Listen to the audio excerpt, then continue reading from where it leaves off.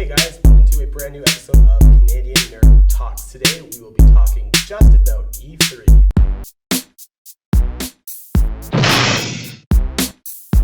Alright guys, let's get to it. Today we are here with four super geeky, awesome video game players, and you guys can introduce yourselves. Hi, I'm Rob. I've been playing games since the Atari 2600. I teach ESL downtown, and I'm currently playing a lot of Street Fighter 4 Ultra. And my name is Erica. I'm a booktuber here on YouTube. I do book reviews and other bookish things in video format, and I'm a huge fan of Assassin's Creed. I'm waiting to get PlayStation 4 in order to play the new games, but I still keep up with the news. Hi, I'm Caswell Shaw. I'm a actor, voiceover actor, writer, and editor. But all that aside, I'm here to talk about video games. I've been playing since the good old Super Mario Brothers, Duck Hunt, Pac-Man days for the Nintendo Entertainment System, and I'm really looking forward to talking video games with you guys, to share your knowledge on E3 and whatever else is on our minds. Chris, and I just do some animation on the channel, and the modeling, like 3D modeling and animation, so that's my standpoint. And of course, I am Stefan Hicks-Rubel.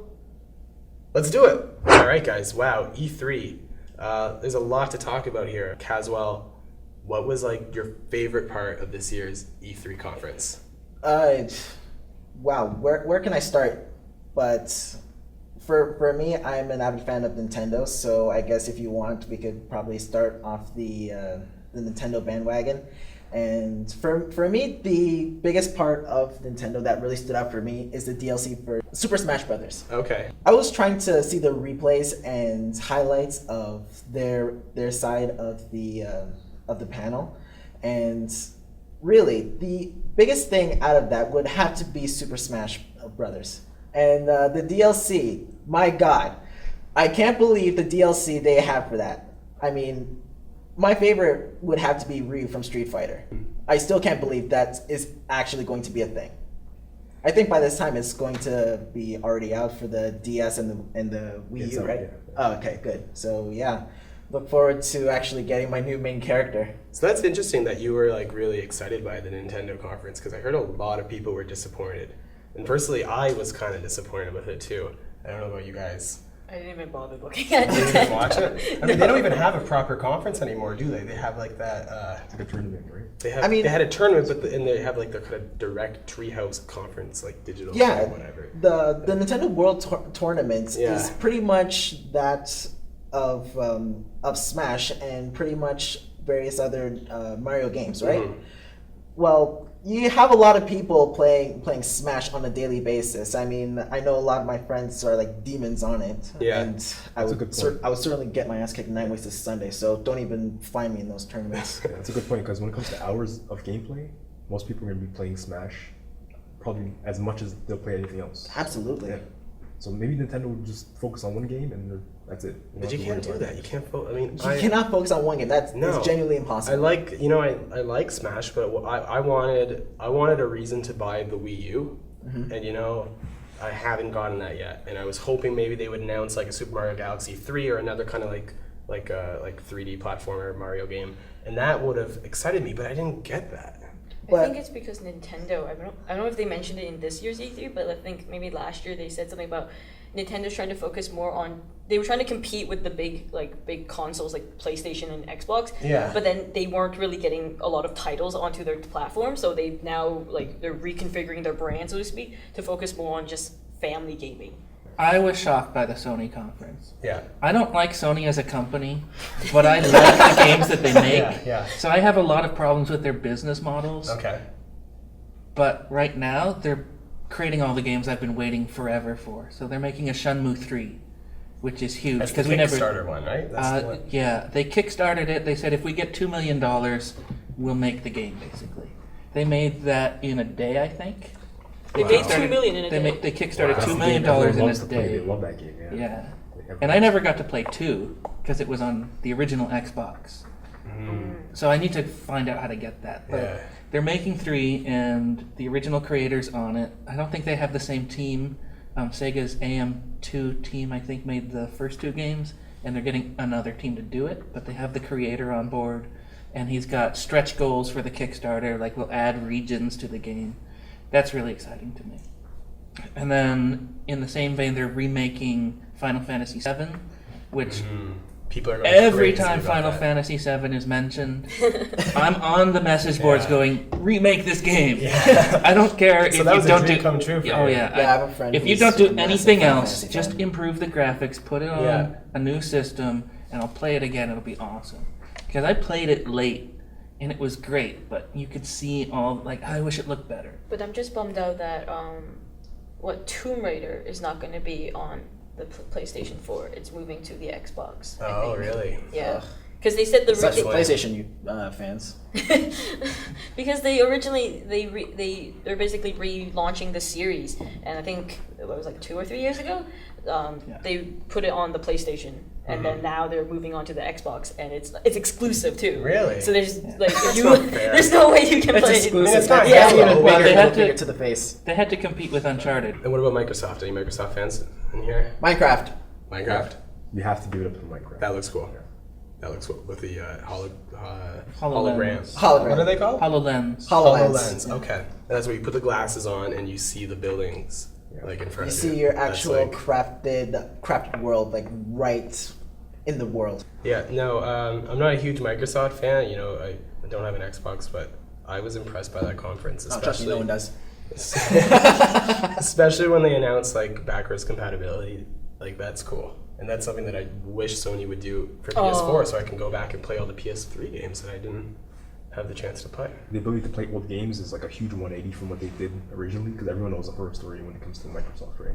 Oh, They but like were- sharing games, and they were the complete worst. Yeah. Um, Oh yeah, so they really They, cleaned they that up. really Okay, fixed everything, right? They fixed all the problems that they started with. that's good.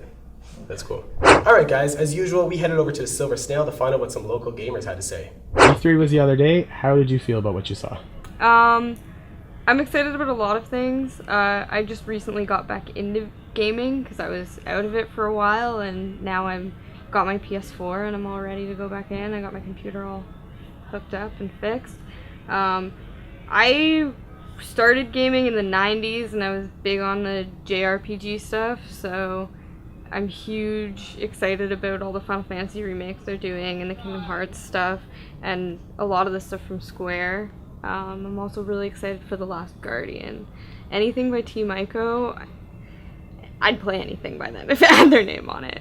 I thought E3 was okay, a little underwhelming. I think Nintendo didn't have a very good showing, but Bethesda showed a lot of good stuff this year. Bethesda has this awesome Fallout collection edition, so yeah, it was pretty awesome. I bought it the very next day. Yeah. Well, there's that Final Fantasy game that's coming out. That's pretty Remake of Final interesting. Fantasy VII? Yeah, because I would never believe that game will be remade. I thought it was exciting. I didn't have very high expectations in general because this is a year that nobody expected any like new consoles or new hardware to be announced, so it all depended on the games and no one really knew what was going to go on, right? So the big story obviously are all of the new revivals or remakes. Sony kind of killed it, so they announced The Last Guardian, which hadn't shown up in 6 years. They announced Final Fantasy VII Remake, which is obviously insane for people. It's like the Citizen Kane of video games, right?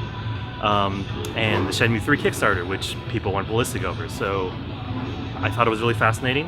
Press conferences are a strange beast in that the biggest and most exciting things are usually announcements for games that won't come out in years. So we don't really know how it's going to turn out. But at least for that one moment, it was really exciting, and a lot of people got excited all over the world, and it's kind of cool to be a part of that moment.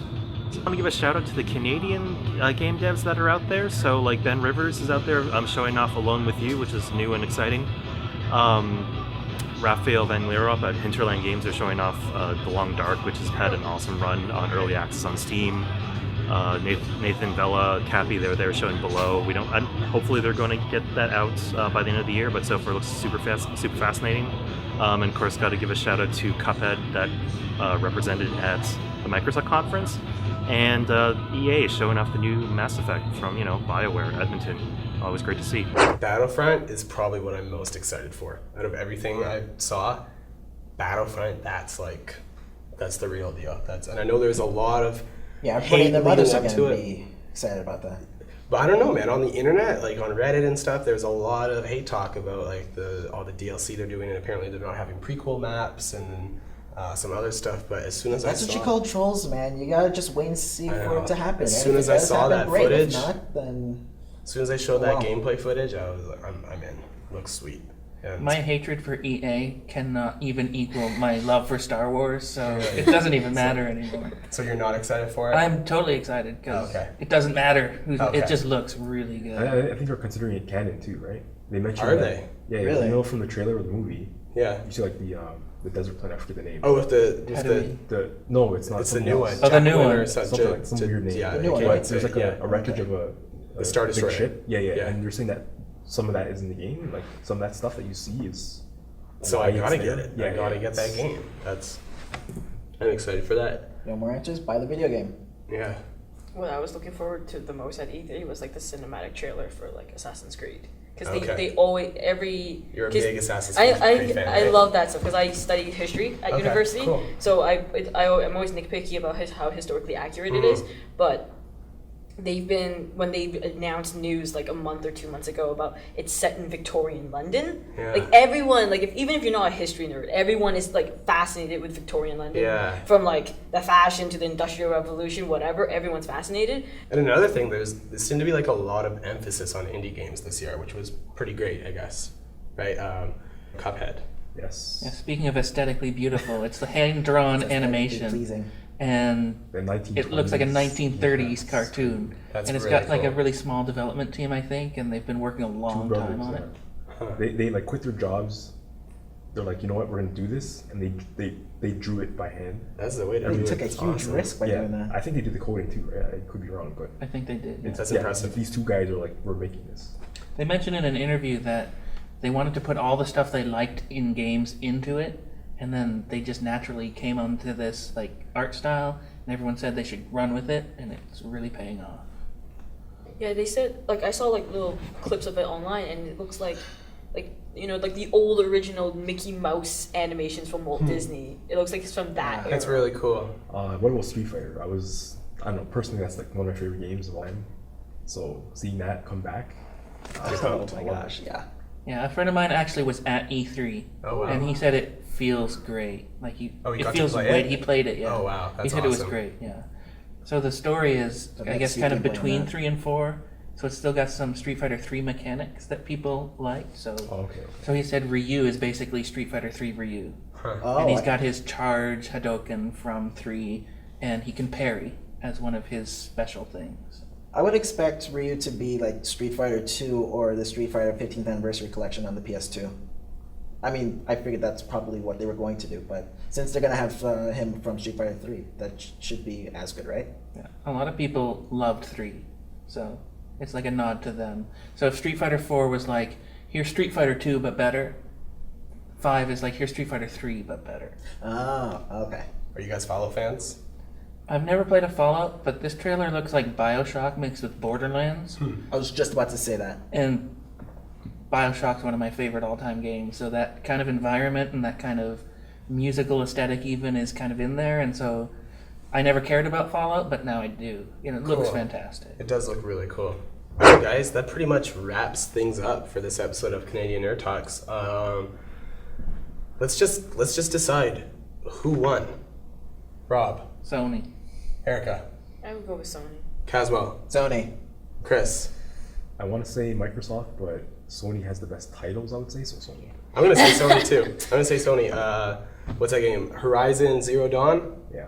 That looks sweet. They won just by showing that. All right, guys, and we want to hear from you. Let us know who is the champion of E3. Write us a comment down here on YouTube or hit us up on Facebook or Twitter. Our Twitter handle is The Canadian Nerd, THA, because we are awesome. And let us know. Are you a Sony fanboy or a fangirl like we are? I don't know. And like us on Facebook and like this video and subscribe to our channel and share this video and do whatever you do, you internet people, because you're cool. See you later. Bye.